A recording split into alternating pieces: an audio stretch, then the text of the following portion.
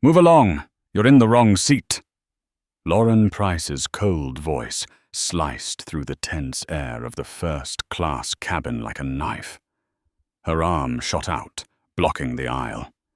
In front of her stood a composed black woman, holding a boarding pass that clearly read, Seat 2A, First Class. That woman, Dr. Naomi Carter, 40, 2 years old, CEO of an aviation finance conglomerate, merely raised an eyebrow. But Lauren didn't look at the ticket. She looked directly at Naomi, as if this woman had trespassed into forbidden territory. Behind her, Thomas Whitaker, a white businessman, in his mid-40s with a Rolex gleaming under the cabin lights, stood smugly. He smirked, voice dripping arrogance. "That's my seat. I paid full price for it." In that instant, the cabin held its breath. Other passengers froze. A few heads turned, eyes darting with curiosity and judgment. Silence thickened, broken only by the low hum of the air conditioning and the clatter of luggage wheels from the economy section behind the curtain. Naomi did not lash out. She did not shove Lauren's arm aside or argue with Thomas. Instead, a faint smile crossed her lips. From her handbag, she pulled out a business card and placed it calmly on the nearest tray table. The embossed silver letters gleamed under the cabin lights. Naomi Carter, Chief Executive Officer, Meridian Aviation Holdings. No one breathed. In those few heartbeats, Lauren and Thomas could not yet grasp that their careers were teetering at the edge of a cliff. Aaron Cole, a 38-year-old travel journalist, seated in premium economy just behind the curtain, had been hoping for a quiet flight to finish his article. But from his seat, he could see everything, the gestures, the looks. His instincts screamed that this was more than a trivial squabble. This was a story about power, prejudice, and justice. The scene mirrored countless others he had witnessed. Black passengers, scrutinized more harshly. Women underestimated.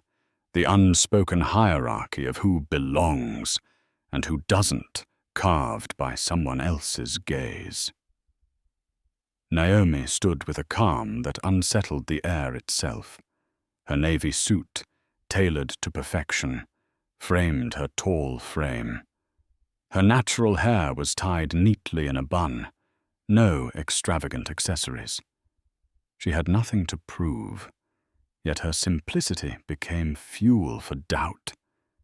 Did she truly belong here? Lauren arched an eyebrow, projecting her words for all to hear. "You're in the wrong cabin. Premium economy is behind you." The word premium dropped heavy, as if to say, first class is for those who deserve it. Naomi slowly extended her boarding pass. "Seat 2A, first class." Her voice was steady, not a trace of apology, but not raised in anger. It was the voice of someone used to making billion-dollar decisions, now being treated like an intruder. Lauren grabbed the ticket, flipping it over, narrowing her eyes as though she could spot a forgery in the ink. "This doesn't look right. That seat is reserved for full-paying passengers." Thomas snorted, seizing the chance to sneer. "Exactly.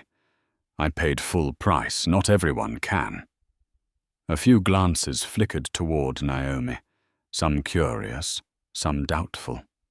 In seat across the aisle, Evelyn Grant, 72, a retired law professor, gripped her cane with knuckles white. Her sharp eyes burned with quiet fury.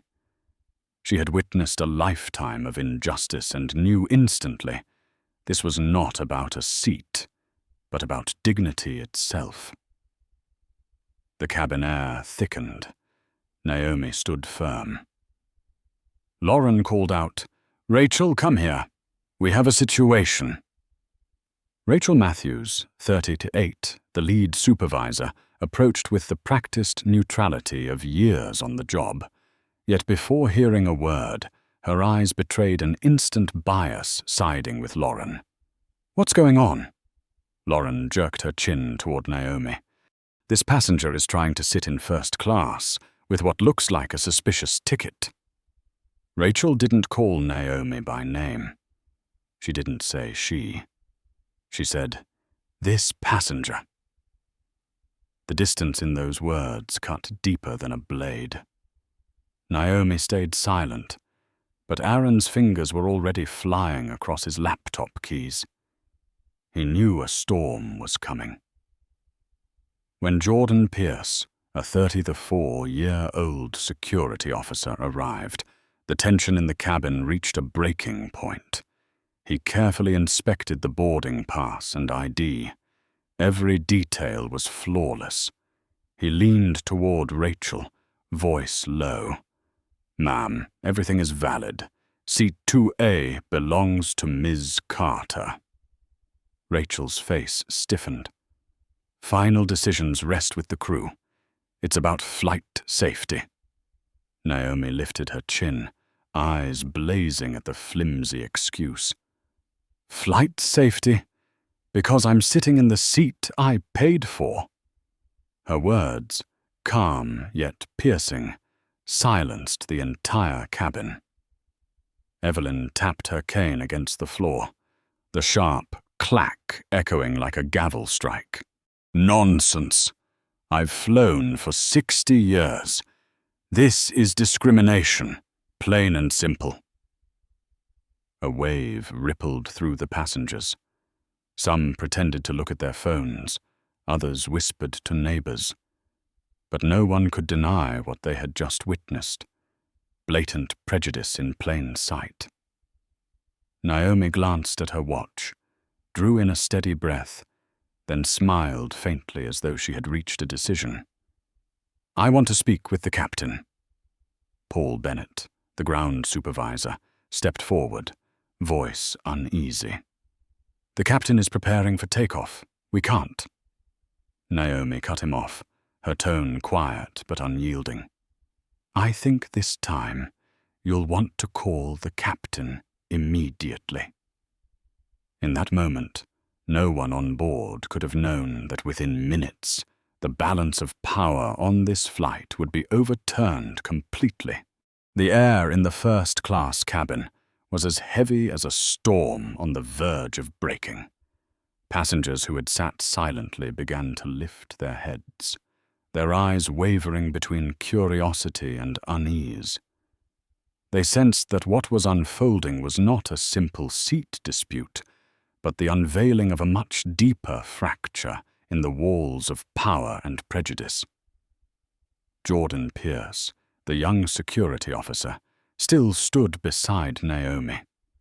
He felt the conflict pounding in his chest. On one side, orders from superiors. On the other, the undeniable truth of the boarding pass he had just checked. His years on the job had taught him to follow protocol. But the calm face and steady eyes of Naomi made it impossible to turn away. Rachel Matthews, the supervisor, adjusted the lapel of her uniform, her voice firm. "We need to resolve this immediately to avoid delays. If the passenger does not cooperate, we will be forced to remove her from the flight." Naomi lifted her head, her dark eyes glowing with determination. She did not shout, did not argue, but answered calmly. "You may do that, but before making such a decision, call the captain. I want to hear the judgment of the person with the highest responsibility here."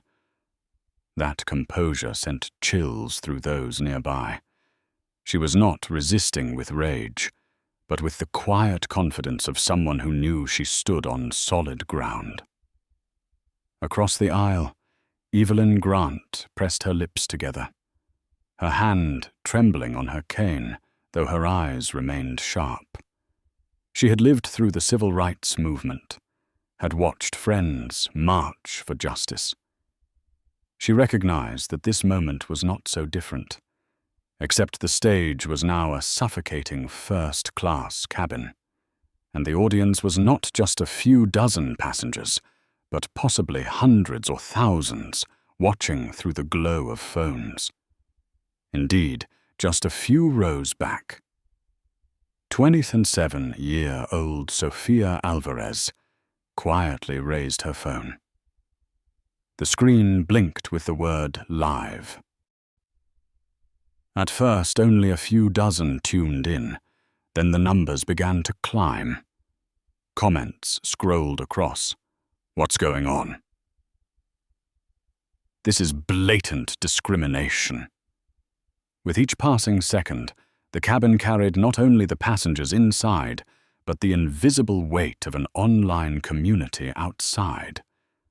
Thomas Whitaker, who had arrogantly claimed, "That's my seat," grew impatient. He thrust his paper ticket into the air, his voice sharp. "I don't have time for this. I have a meeting in New York. The captain needs to know that I paid full price, while she clearly—" He left the words hanging, but the contempt in his eyes finished the sentence. Naomi turned slightly, facing him directly. There was no anger, only a faint smile at her lips. "Mr. Whitaker, soon enough we will all know who truly paid for this seat and for this plane." Her words struck like a spark tossed into a closed cabin, causing a few heads to snap up. Paul Bennett, the ground supervisor, stepped in. His forehead glistened with sweat, his eyes avoiding Naomi and the crowd alike. His voice was firm, but trembled beneath the surface. "Passengers, please remain calm. We will resolve this at the gate. Ms. Carter, please follow me outside." Naomi glanced at her watch, then swept her gaze around the cabin. Faces filled with curiosity, caution, a few with sympathy, and here and there, quiet solidarity. She knew this was the pivotal moment, either retreat silently or stand firm and force the truth to surface. She nodded slightly, her voice low but resonant across the cabin. "If you insist, then call the captain, because this is not just about a seat. This is about the dignity of this entire airline." Aaron Cole felt a current shoot down his spine. He had witnessed hundreds of arguments on flights, but never a woman facing injustice with such measured calm. In her eyes, there was no impulsive defiance but strategy. It was as though she had entered this confrontation long before, waiting for the moment her opponents would expose themselves. The silence in the cabin stretched tight as a violin string. Every glance, every breath awaited the next strike of the gavel. Lauren, Rachel, Paul. Each of the three crew members began to realize they were no longer in control. Under the harsh white light of the cabin, the masks of authority were beginning to crack, and in the very center of the storm, Naomi Carter stood tall, like an unshakable pillar. In just a few minutes, everyone would know that the woman they tried to humiliate was not the weaker party, but the hand holding the fate of the entire crew. The cabin tilted in tense silence. No one spoke, but everyone could feel it. One more step, and the truth would explode. Jordan Pierce, the security officer, drew in a deep breath. He looked at the boarding pass one last time. Seat 2A. First class, printed clearly, the barcode matching perfectly. He whispered, "This ticket is valid. I confirm." A small drop, but one that fell into an already unsettled pond. Rachel Matthews frowned, clinging desperately to authority, slipping him through her fingers. The final decision belongs to the crew. For the safety of this flight, we— Naomi turned, her eyes flashing with cold light. Flight safety? Then tell me, what danger is there in a woman sitting in the seat she paid for? The question, sharp as a blade, left no answer. From her corner seat, Evelyn Grant suddenly struck her cane against the floor, the sound echoing like a judge's gavel. Her voice, raspy yet thunderous, filled the cabin. Nonsense! I have flown for over 60 years. And I know very well this is not about safety. This is discrimination. Her words split the air like lightning, startling many passengers. Some turned away, pretending not to be involved, but others began to nod. A young couple on their honeymoon exchanged grave looks. A student whispered, "This is insane." First class, usually a haven of quiet luxury, had transformed into a discreet courtroom with Naomi at its center.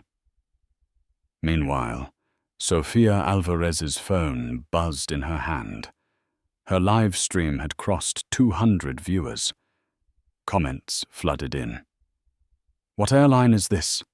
Don't let them kick her out." "It's 2025 and this is still happening." Sophia's heart raced. She knew with each passing second this story was escaping the cabin and reaching the world. Thomas Whitaker still stood there, face flushed red. He jerked his chin toward Naomi, his voice sharp with irritation. "This is a waste of time. She clearly doesn't belong here. I have $1 million meeting in New York, and I'm not wasting my time on this nonsense." Naomi looked at him, her eyes impossibly calm.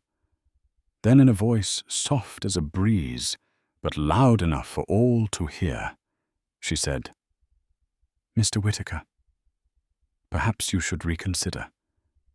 Because this seat, this plane, even this crew belong to me far more than you realize." A few eyes widened. Some people held their breath.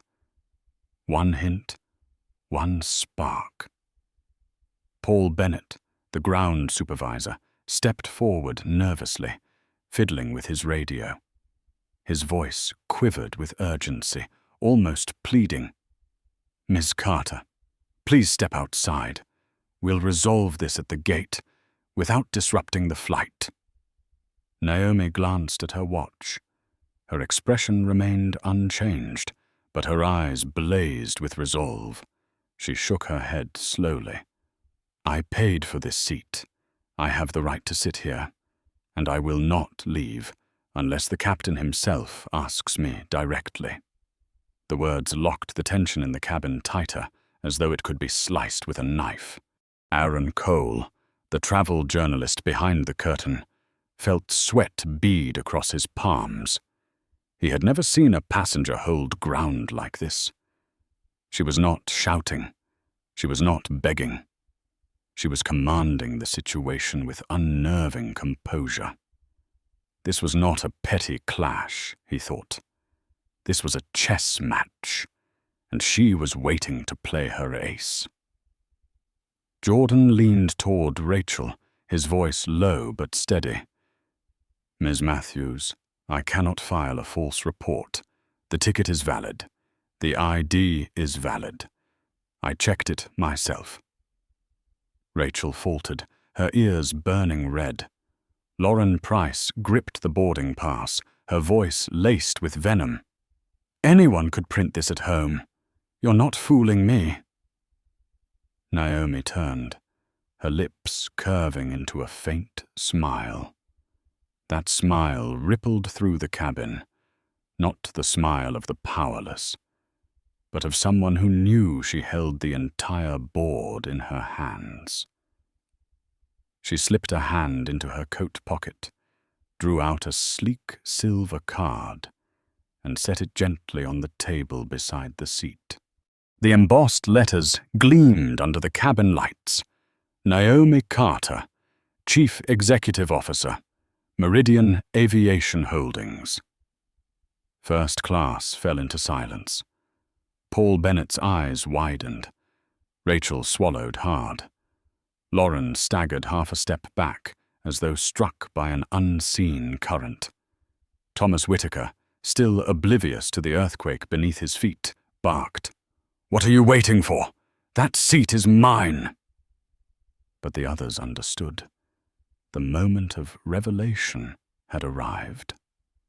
The woman they had dismissed, the one they tried to force to the back, was in fact the one with the true power to decide the fate of the entire airline. From the row behind, Aaron Cole sat frozen. He knew the travel piece he had been drafting had just transformed into an epic. And in that heavy silence, everyone understood. The battle for power had just begun. The cabin felt frozen in time. The silver business card gleamed under the lights, embossed letters daring every skeptical gaze. Naomi Carter, Chief Executive Officer, Meridian Aviation Holdings. Paul Bennett stood stunned, the radio in his hand suddenly heavy. He blinked rapidly, as if unable to believe that the woman stopped just minutes earlier was in fact the CEO of the corporation, leasing dozens of aircraft to this airline. Rachel Matthews tried to maintain composure, but the corner of her mouth twitched and her eyes darted. Lauren Price stepped back half a pace, her grip on the boarding pass loosening unconsciously. Only Thomas Whitaker remained defiant. His face twisted as he barked, "So what does that mean? I'm still a paying customer. That's still my seat." Yet his voice had lost its earlier sharp arrogance, replaced by unease, the tone of a man who hadn't yet realized the ground beneath him was splitting apart. Naomi unlocked her phone with a swift motion, the screen lighting up with a PDF document.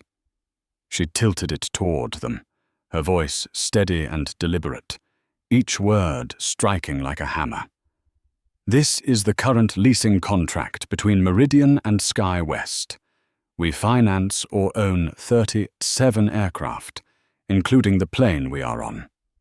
Tail number N7392B, listed on page 3. She scrolled down, lines of registration numbers glowing on the display. Paul leaned in, his hand trembling as he matched them. The truth cut like a blade. The cabin erupted in a suffocating silence, half shock, half silent admiration. A few passengers gasped. Murmurs spread like wildfire through dry grass. Aaron Cole, the journalist, felt his heart leap. He could hardly believe his luck. An undercover CEO, humiliated on an aircraft she financed, now revealing her trump card before an entire cabin of witnesses. This was no longer just a travel column. This was a media earthquake. Evelyn Grant sat upright, her aged eyes flashing with renewed fire. She nodded, whispering to herself, "Justice. Sometimes it arrives in the calmest form." Rachel inhaled sharply, clinging to the last scraps of authority. "This is an operational matter. Cabin control belongs to us. If you wish to complain, you can file a report with the company." Naomi smiled, not mockingly, but with the confidence of someone who had already seen every move on the board. "A complaint? I have it ready. And under the airline's own policies, every incident of discrimination must be recorded and archived. I want a report filed here and now, with names, times, statements, and witnesses." Jordan Pierce, silent until now, gave a firm nod. He opened his work tablet, launching the incident form. His voice was deep and resolute. "I will file the report. This is mandatory procedure." His words sliced through Rachel's fragile resistance. Sofia Alvarez, her phone still raised, widened her eyes as the viewer count surged past 500. Comments poured in. "That's really the CEO!" They picked the wrong woman to mess with. The media needs this footage. She lifted her phone higher, framing Naomi standing tall, her gaze steady amid the chaos. An image that felt symbolic, justice being live-streamed for the world to witness. Thomas, finally sensing the unraveling, muttered weakly, I was told the seat was open. How was I supposed to know?" Evelyn leaned forward, her tired eyes burning with disdain. "By looking at your own ticket, or simply by showing the most basic decency." Thomas lowered his head, words failing him. Naomi lifted her chin and locked eyes with Rachel. Her voice was low, steady, unyielding. "This is no longer an operational issue. This is a civil rights violation. And it has been recorded, live-streamed, with hundreds of witnesses in this cabin." The plane fell utterly silent. No coughs, no whispers. Only the weight of truth hanging heavy and undeniable. In Aaron's mind, sentences arranged themselves. When truth is blocked at the doorway, sometimes it must force open its own path. And today, on this flight, truth had walked out, unflinching.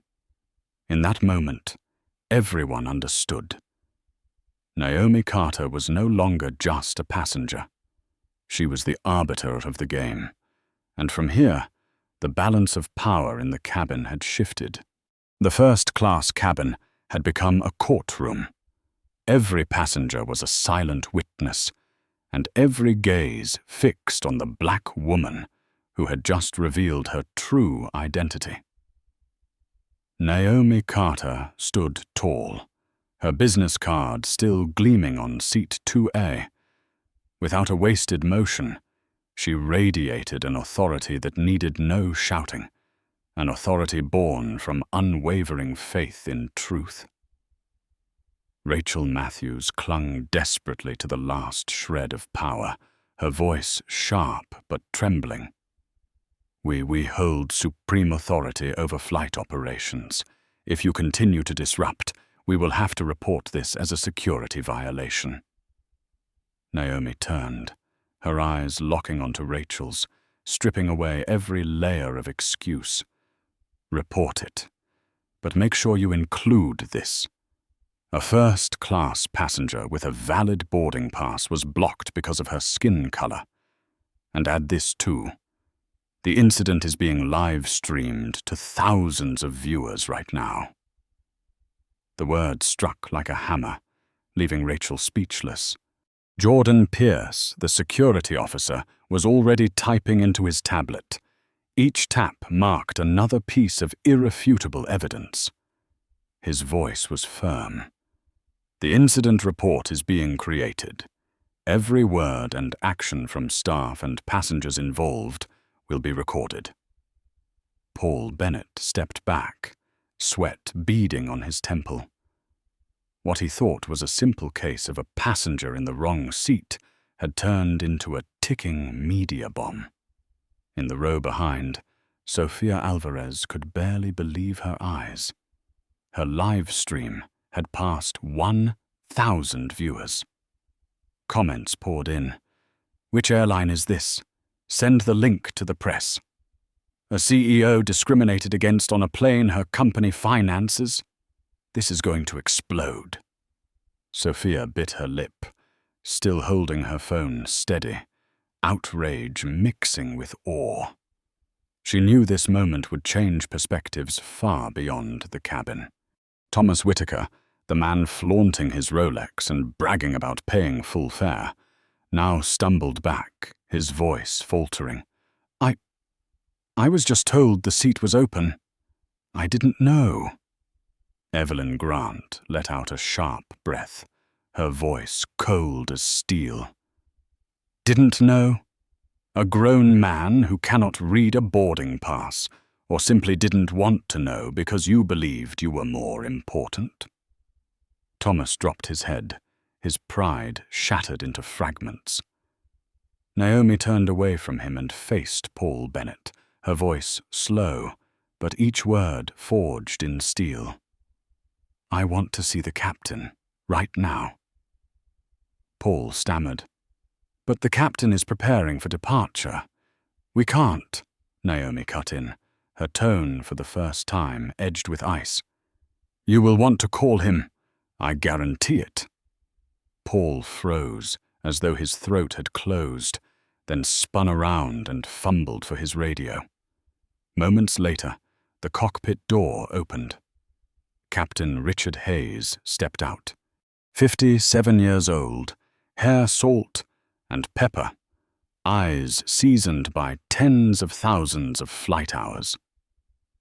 The atmosphere shifted instantly around him, the natural gravity of a man responsible for hundreds of lives. "What is going on here?" he asked, his voice calm but weighty. Paul handed him the business card with shaking fingers. Richard glanced down, then looked up, his eyes widening slightly in recognition. He turned to Naomi. "Dr. Carter." The greeting sent a ripple through the cabin. It was more than courtesy. It was acknowledgement, confirmation that this woman truly held a place of significance.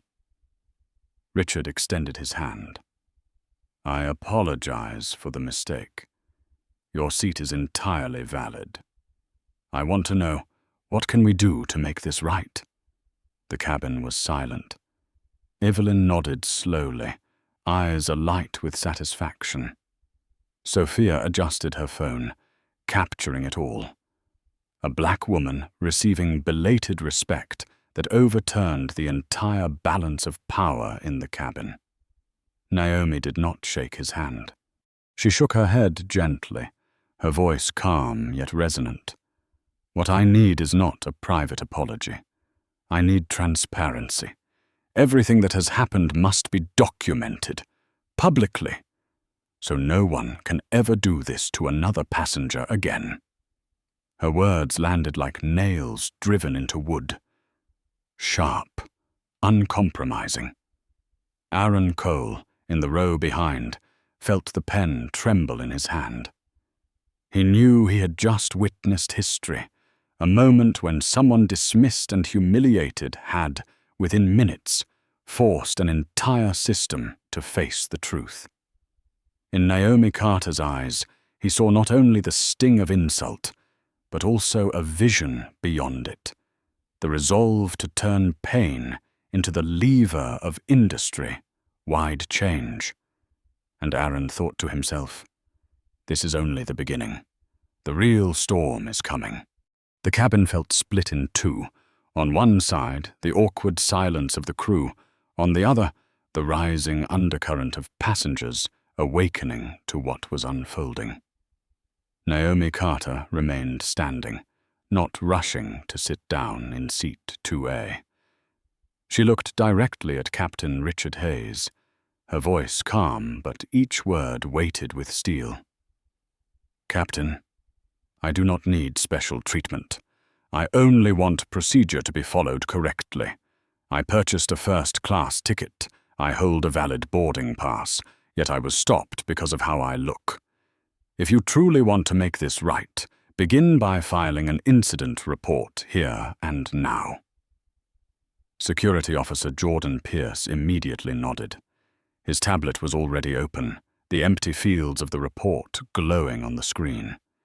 He spoke clearly, like an oath. "I will document everything. Names of staff, the time, the words and actions.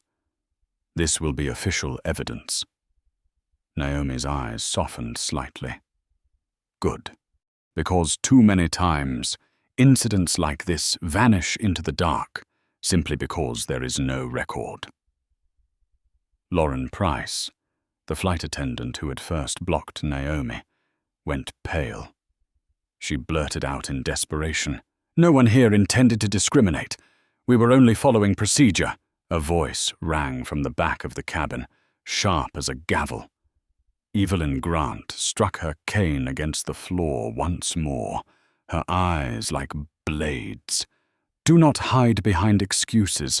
I heard you clearly. Premium economy is in the back." That tone, that emphasis, I have heard it my entire life.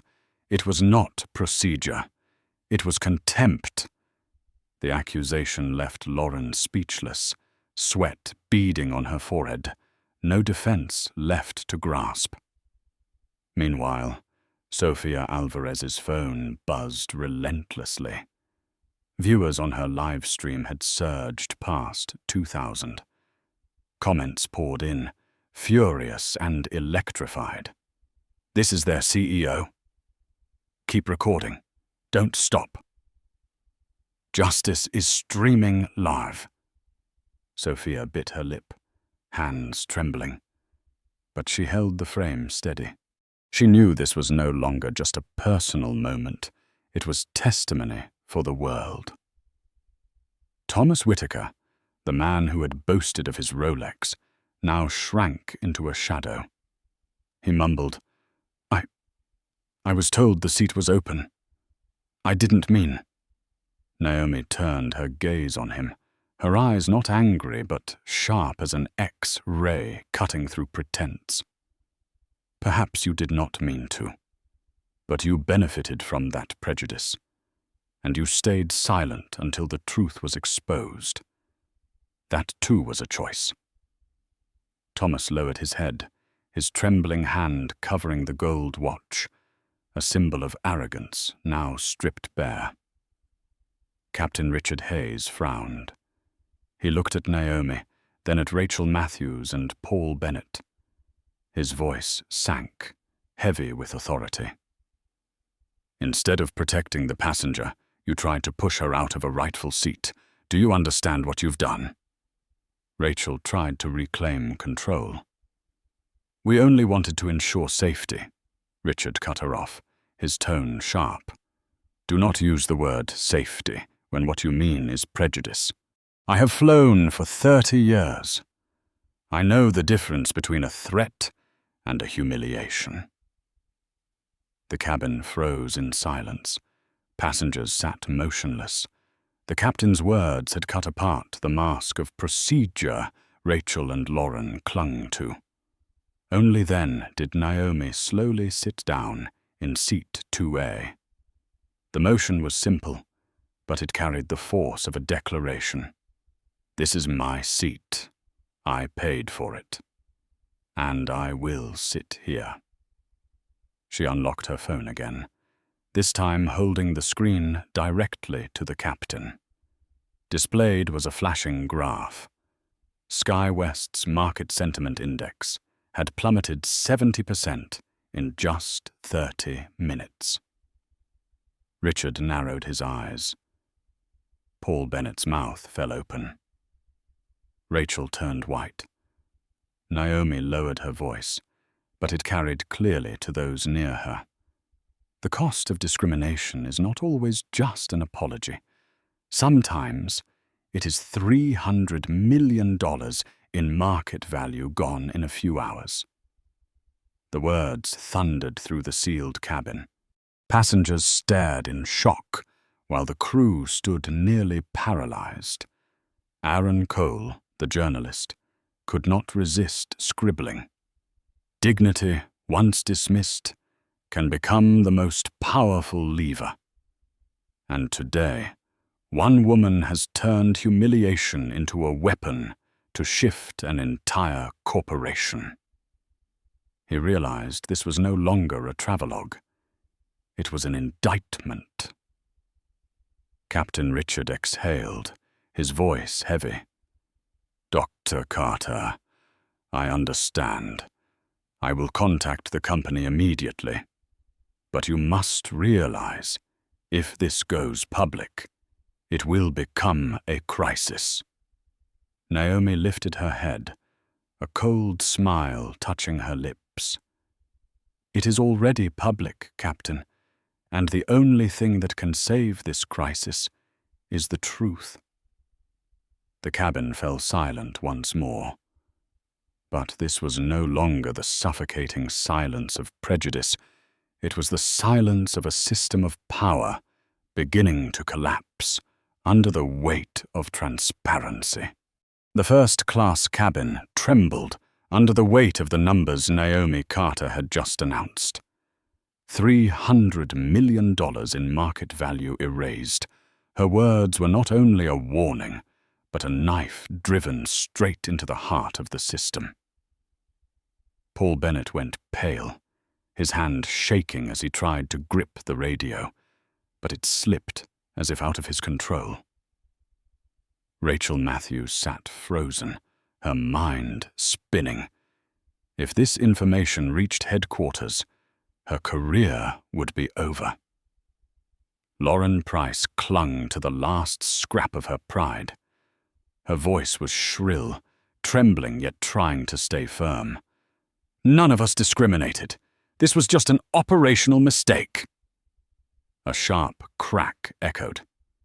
Evelyn Grant slammed her cane against the floor again. Her aged eyes burned with fire, her voice cutting like a blade. A mistake. I have flown my entire life. I know the difference between a mistake and an insult, and what I heard from your mouth, from your tone, was not a mistake. It was contempt. The cabin rippled with unrest. A few passengers nodded, whispering to one another. A young couple in the row behind exchanged heavy looks. They had seen everything from the start, and they knew the old woman was right. Naomi did not lash out. She simply sat tall, her eyes bright, her posture unyielding. It was her composure, more than any rebuke, that unsettled Lauren. Captain Richard Hayes stood across the aisle, his gaze darting between Naomi and his crew. He had flown thousands of flights, handled countless crises, but he had never seen a passenger transform a cabin into a courtroom like this. His voice carried, heavy but fair. We must record the truth. Denial will only make things worse. And the truth is already too clear. Sofia Alvarez's phone buzzed non-stop. Her live stream had passed 5,000 viewers, climbing every second. Comments flooded in. They're burying themselves in front of the whole world. She's really the CEO. Unreal! This is a lesson for anyone who thinks they can belittle others. Sofia looked at Naomi, her heart racing. What she saw was no longer just a business leader, but a symbol. Into her phone's microphone she whispered, voice shaking, "You are watching a moment that will change the entire airline industry." Thomas Whitaker, the man who had once raised his chin and demanded my seat, now looked like an animal cornered. He tried to find an escape. I was only told the seat was open. I didn't know. Naomi turned, her voice low and calm, but each word struck like stone. You didn't know, or you didn't want to know, because in that moment you chose silence, and silence is also complicity. Thomas had no reply. His face flushed red as he sank into his seat. The Rolex on his wrist, once a symbol of power, now gleamed like a stain of shame. Jordan Pierce kept typing into his tablet, each line another cut through the excuses. He lifted his head, his voice ringing. This report will be sent directly to the Federal Aviation Administration. No detail can be erased. Paul Bennett panicked. Jordan, You can't. This is my duty, Jordan cut in, eyes steady. If you want me to lie, put it in writing and sign your name. Otherwise, do not stop me from doing my job. The passengers erupted in applause. Some whistled. The sound of approval filled the cabin, fueling Jordan and fanning the flames that were consuming the crew's credibility. Naomi leaned back into seat 2A at last, a simple gesture, but regal, like a queen reclaiming her throne. She opened her tablet again, her voice carrying, "Remember this. This is no longer a personal incident. This is a systemic failure, and systemic failure requires a systemic solution." She paused, her gaze sweeping the cabin, then lowered her tone, heavy as iron. "That is why I brought the Meridian Protocol. If SkyWest wants to survive, they must sign it here and now. If not, I will be in front of Congress tomorrow." The cabin shook with shock. Evelyn Grant raised her hand to her mouth, eyes glistening with tears.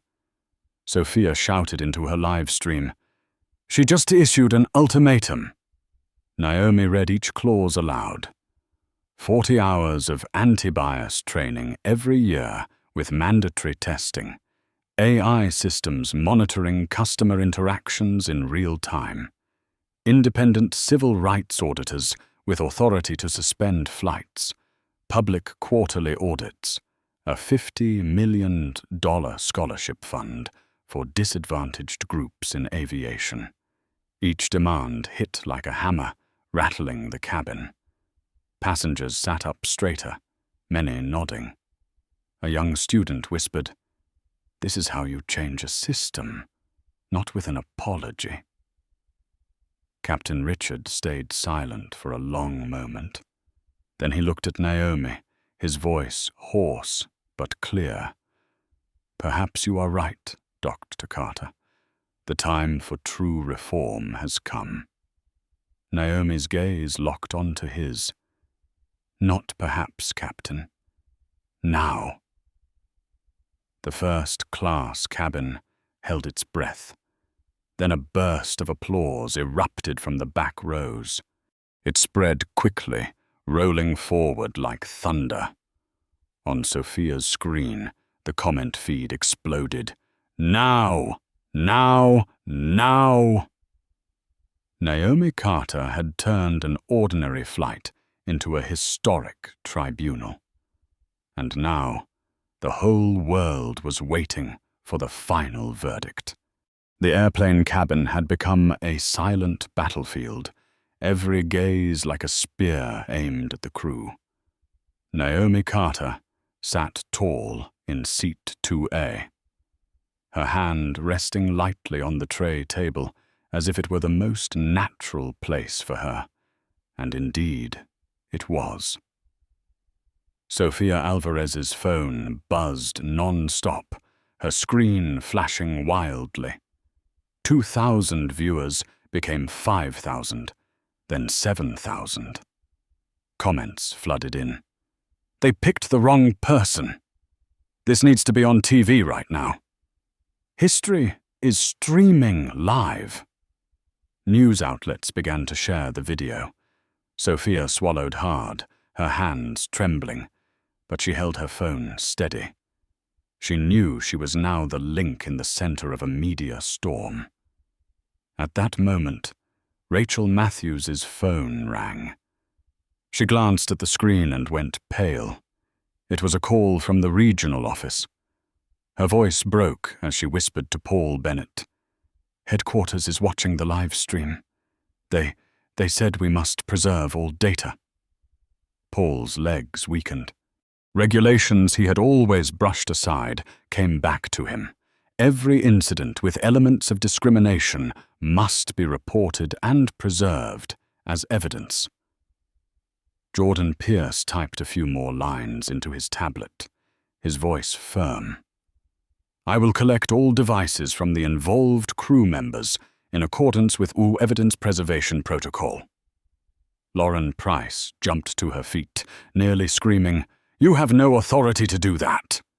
Jordan turned, his eyes sharp as steel. "My authority is to protect the integrity of the investigation, and I will do it." His words rang out like iron, drawing quiet applause from several passengers. Naomi raised an eyebrow, her eyes flashing with faint approval. She pulled up another document on her tablet and turned the screen for those nearby to see. It was an internal email from 3 months earlier, clearly marked. Anti-discrimination training, optional due to scheduling conflicts. Next to it was the electronic signature of Rachel Matthews. Naomi's voice lowered, slicing through the air. "This is not personal error. This is systemic failure. Training was designed to prevent this, and you dismissed it. Today, the consequences are clear." Rachel's face drained of color, her lips trembling, excuses trapped in her throat.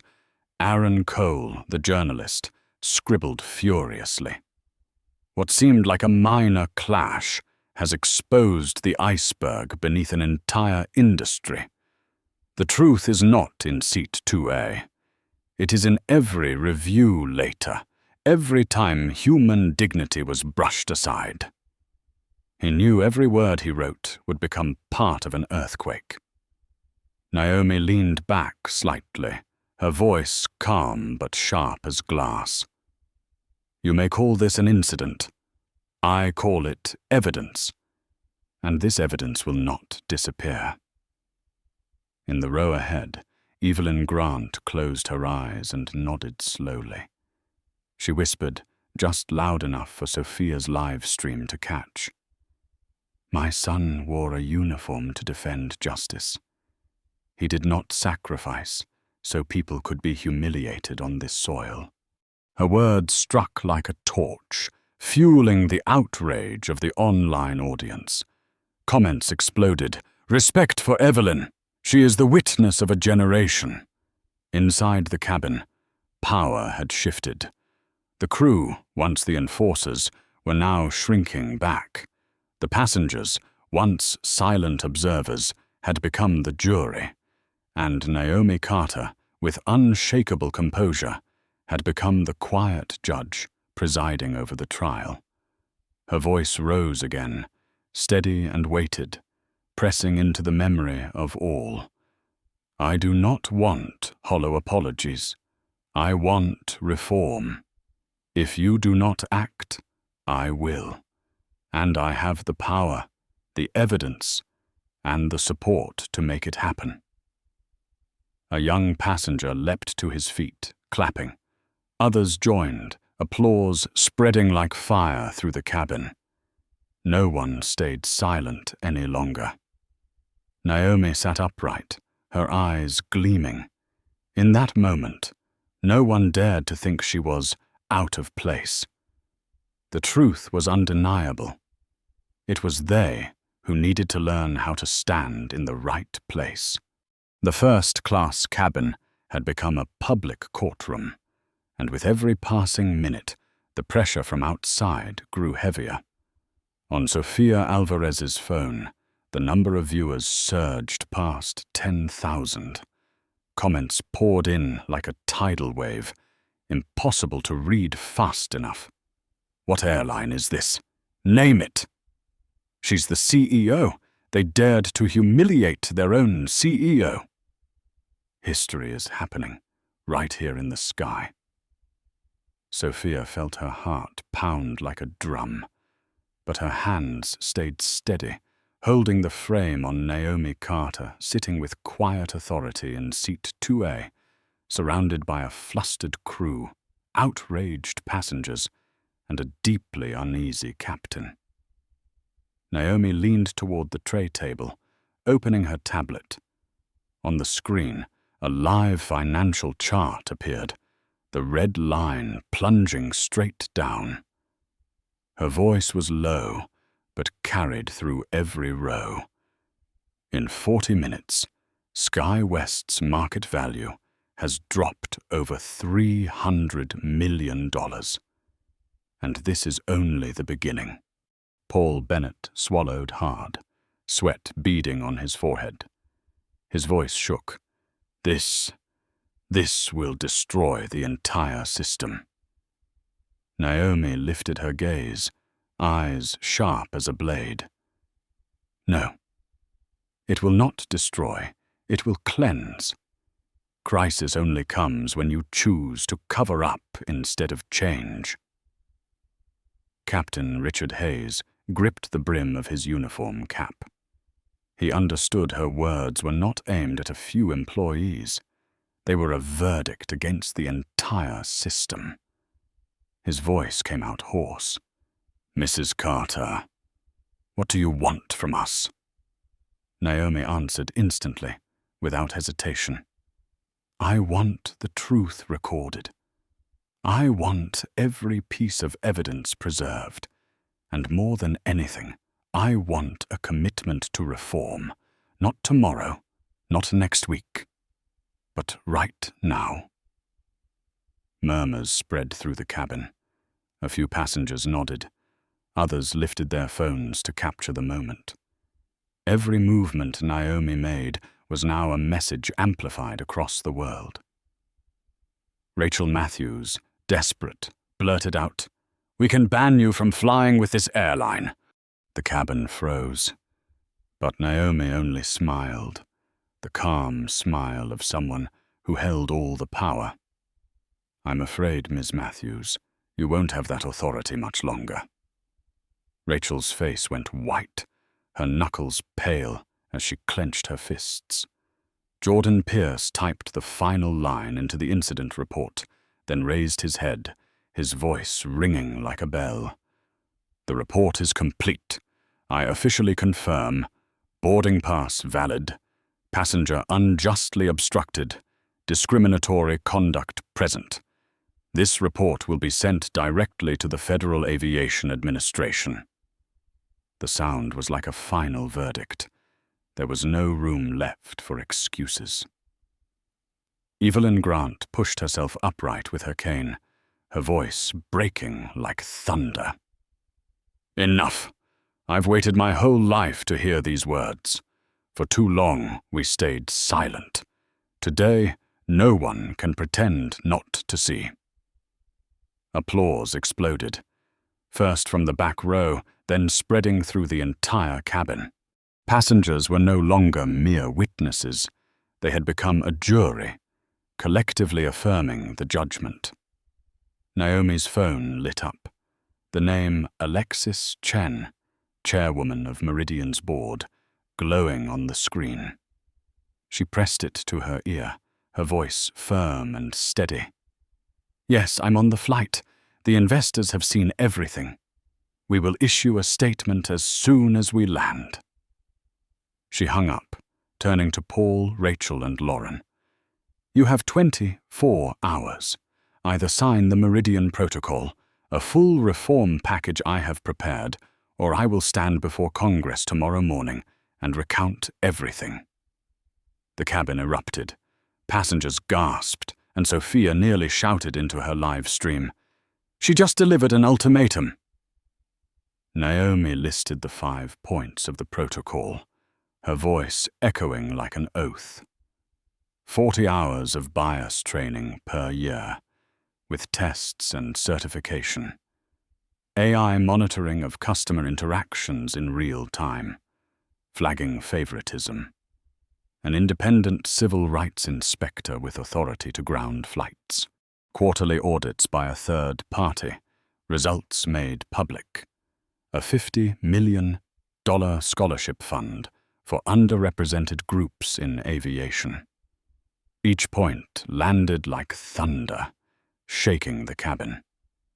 Passengers looked at one another, shocked yet glowing with hope. Captain Richard Hayes looked at Naomi for a long time. He knew this moment did not just decide the airline's reputation. It could change the entire industry. His voice was hoarse but firm. Perhaps it is time for real change. Naomi sat upright, her eyes gleaming like steel. Not perhaps, Captain. Now. Right here. The cabin fell silent. Then applause roared again, like rolling thunder. Thousands of viewers on the live stream flooded the chat, their comments filling the screen.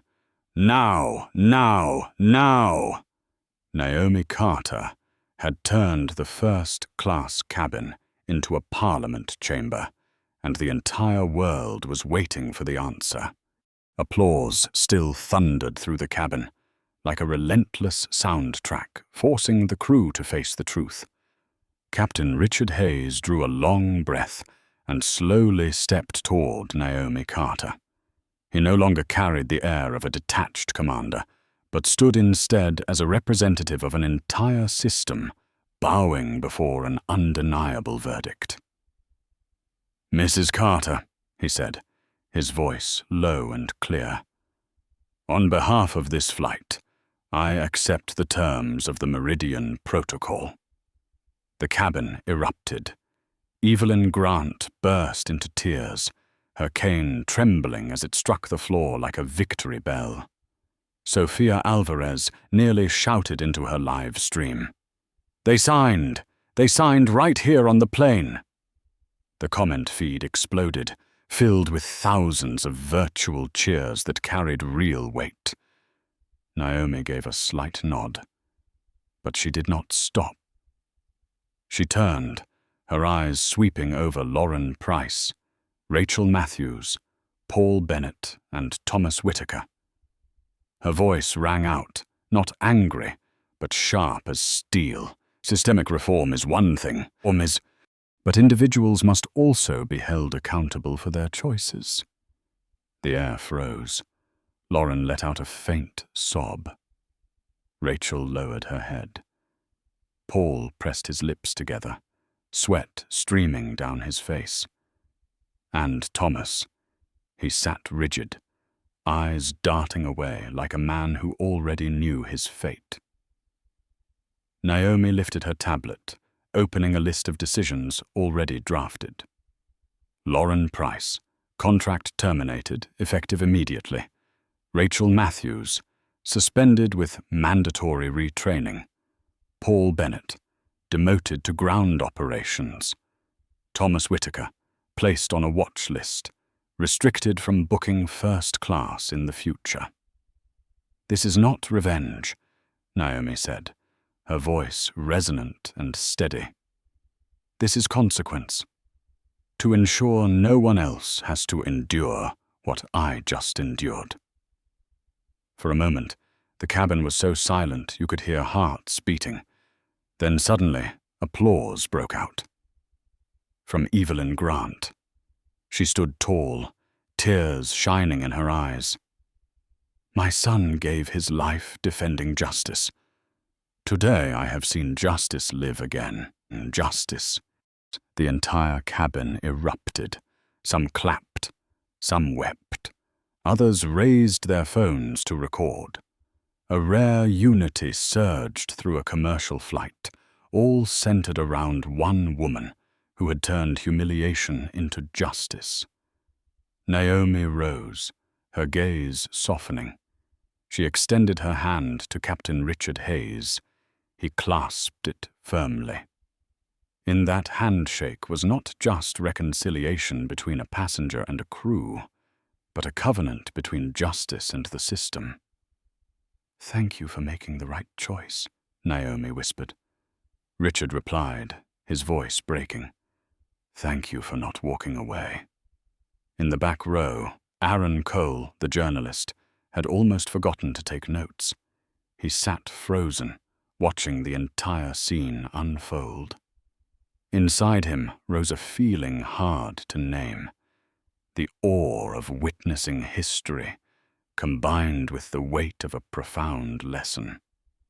Justice does not always shout. Sometimes it only needs to sit upright, steady, and let the truth shine on its own. Naomi settled back into seat 2A. She typed a few final lines into her tablet, then turned to Sophia, who was still live streaming, and spoke softly yet firmly. "Remember this. When they tell you to know your place, answer, 'Yes, my place is the seat I paid for, the seat I earned.' And if they don't understand, make them learn again." Applause swelled once more. The live stream surged past 20,000 viewers, the screen flooded with comments, respect, justice, Meridian Protocol now. First class was no longer a sealed chamber of luxury. It had become a podium, a courtroom, a torch lighting up an entire industry.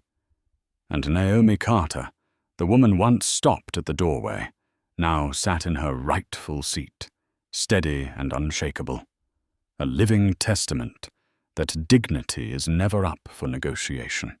Some flights land in peace, and others leave a mark like a scar etched deep into history. The journey on Sky West that day was not simply about a wrong seat. It was a lesson in the power of composure, of knowing your worth, and of never allowing anyone to deny it. Naomi Carter did not need to shout. She did not need to struggle. She used only truth, evidence, and the quiet authority within her to force an entire system to bow its head. And it was that very resolve that transformed the first-class cabin into a public courtroom, where justice was no longer hidden in books or courtrooms, but stood right before the eyes of dozens of passengers and tens of thousands watching online. The question for you, the one following this story, is this. If one day you are stopped at the path that rightfully belongs to you, what will you do? Will you step back in silence? Or will you stand tall and let the world know that you deserve the seat you paid for with both your effort and your dignity? Leave a comment with the word dignity along with the city you live in, so together we can affirm that human dignity is something that can never be bargained away. And do not forget to subscribe to this channel to continue drawing strength from stories where justice always finds its own flight path. Because sometimes one person's courage to stand up is enough to make the whole world stop and reflect.